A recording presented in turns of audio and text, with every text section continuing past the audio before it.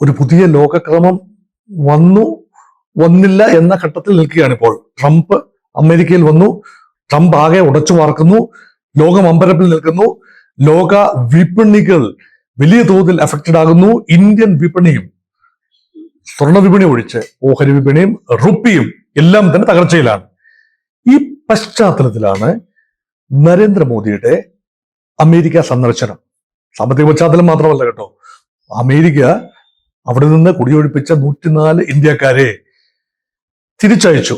വെറുതെ അയച്ചതല്ല, കയ്യാമം വെച്ച് കാൽത്തളയണിയിച്ച് വിമാനത്തിൽ, സൈനിക വിമാനത്തിൽ നിർബന്ധപൂർവം അമൃത്സറിലേക്ക് തിരിച്ചയച്ചു. ഇതൊക്കെ ഇന്ത്യയുടെ മനസാക്ഷിയെ വലിയ തോതിലാണ് മുറിപ്പെടുത്തിയത്.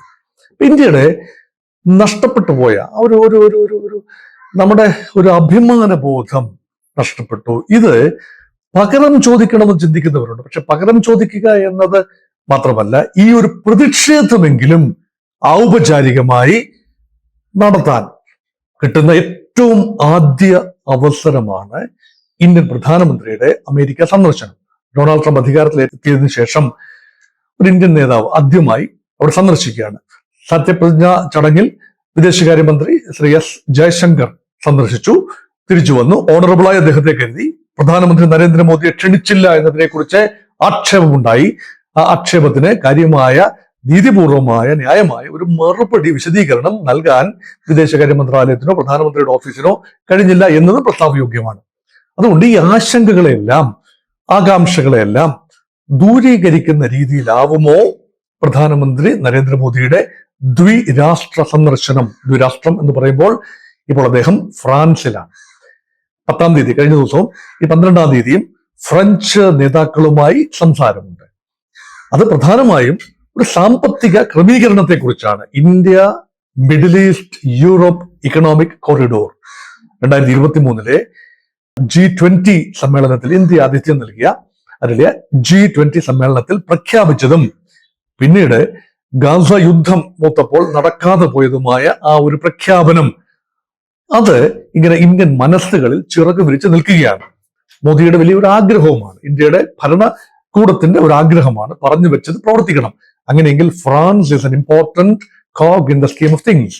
അത് മാത്രമല്ല, മധ്യപൗരസ്യ പ്രദേശത്ത് ഇസ്രായേൽ ഹമാസ് വെടിനിർത്തൽ സാധ്യമായി. ഇപ്പോൾ വീണ്ടും വെടിനിർത്തൽ ലംഘിക്കപ്പെടും എന്ന രീതിയിൽ ആകാംക്ഷാപൂർവമുള്ള നീക്കങ്ങൾ നടക്കുന്നു. അതവിടെ നിൽക്കട്ടെ.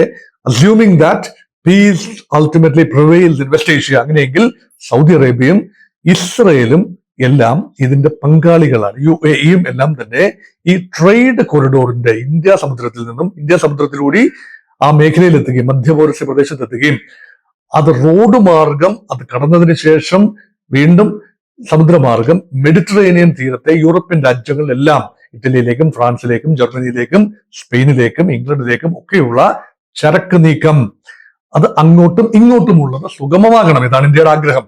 അത് ചൈനയുടെ ബെൽറ്റ് ആൻഡ് റോഡ് പദ്ധതിക്ക് ബദലായി പഴയ ഒരു സിൽക്ക് പാതയുടെ, പഴയ ഒരു സ്പൈസ് റൂട്ടിന്റെ, സുഗന്ധപാതയുടെ പുനരുജ്ജീവനമാണ് ഇത് ഉദ്ദേശിക്കുന്നത്.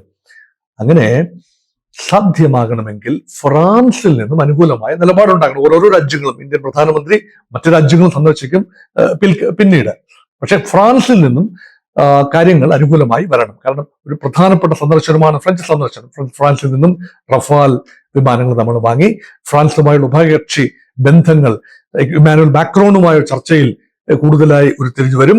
അതുകൊണ്ട് അത് മാത്രമല്ല, ഈ ഗുഡ് വിൽ ജസ്റ്റർ എന്ന് പറയുന്നത് യൂറോപ്പുമായി ഇന്ത്യ കൂടുതൽ അടുക്കേണ്ടി വരും. കാരണം അമേരിക്ക ഇങ്ങനെ നിൽക്കുന്നത് കൊണ്ടും ട്രംപ് ഇങ്ങനെ നിൽക്കുന്നത് കൊണ്ടും ചിലപ്പോൾ ഇന്ത്യ വിരുദ്ധമായ നിലപാടെടുത്താൽ പൂർണ്ണമായും യൂറോപ്യൻ രാജ്യങ്ങൾ, പശ്ചിമ യൂറോപ്യൻ രാജ്യങ്ങൾ ട്രംപിന്റെ പോളിസി അംഗീകരിക്കണമെന്നില്ല. മൊത്തത്തിൽ അമേരിക്കയെ അവർക്ക് തള്ളിക്കളയാനാവില്ല. അവരുടെ സുരക്ഷ അമേരിക്കയുമായി ബന്ധപ്പെട്ടുകൂടി കിടക്കുന്നു. പക്ഷേ അതിൽ നിന്നും ഓപ്പർച്യൂണിറ്റി, വ്യാപാര യുദ്ധത്തിലേക്കൊക്കെ അമേരിക്ക യൂറോപ്പ് വ്യാപാര യുദ്ധത്തിലേക്കൊക്കെ പോവുകയാണെങ്കിൽ അതിൽ നിന്ന് എന്തെങ്കിലും പ്രതീക്ഷിക്കാനുണ്ടോ? ടാരിഫ് വാർ വലിയ തോതിൽ വരികയാണ്. അപ്പം ഇന്ത്യയിൽ നിന്നുള്ള ഇറക്കുമതി, പ്രത്യേകിച്ച് സ്റ്റീൽ ഉൽപ്പന്നങ്ങളുടെ ഇറക്കുമതിക്ക് ചുങ്കം 25% ചുങ്കം ചുമത്തിയിരിക്കുകയാണ്. വലിയ കുഴപ്പമില്ല. മൊത്തത്തിലാണ് സ്റ്റീൽ ഉൽപ്പന്നങ്ങൾ മൊത്തമായി ലോകത്തു നിന്ന് വരുന്നതിന് 25% സ്റ്റീൽ ആൻഡ് അലൂമിനിയം ചുമത്തുമ്പോൾ ഇന്ത്യയിൽ നിന്ന് വരുന്ന ഏതാണ്ട് പ്രതിപക്ഷം 8,000 കോടി രൂപയുടെ സ്റ്റീൽ ഉൽപ്പന്നങ്ങളാണ്. അത് ചെറിയ ഒരു കാര്യമാണ്. പക്ഷെ കാനഡയിൽ നിന്നാണ് 76% സ്റ്റീലും അമേരിക്ക ഇറക്കുമതി ചെയ്യുന്നത്. അത് വലിയ തിരിച്ചടിയാണ് കാനഡയ്ക്ക്.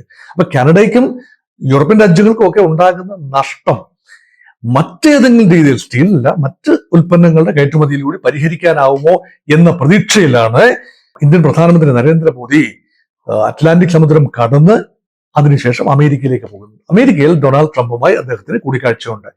അദ്ദേഹത്തിന്റെ സുഹൃത്തെന്ന് അദ്ദേഹം വിശേഷിപ്പിക്കുന്ന ട്രംപ്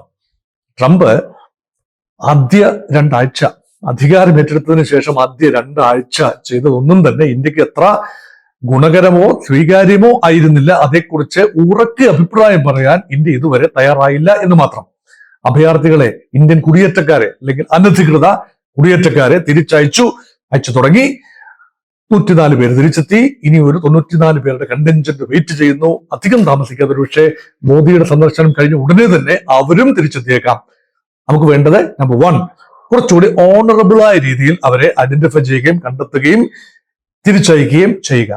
കൈവിലങ്ങോ കാൽവിലങ്ങോ അണിയാതെ ന്യായമായ ഒരു രീതിയിൽ വിമാനത്തിൽ, സൈനിക വിമാനത്തിലല്ല, പ്രത്യേക ചരക്ക് വിമാനത്തിലോ പ്രത്യേക സൗകര്യങ്ങളുള്ള വിമാനത്തിൽ അയക്കുക. ഇതാണ് ചെയ്യാവുന്ന കാര്യം. ബാക്കി ഇന്ത്യക്ക് വിട്ടുകൊടുക്കുക. ഇന്ത്യയിൽ നിന്നും അനധികൃതമായിട്ടാണല്ലോ കുടിയേറ്റം നടത്തിയത്.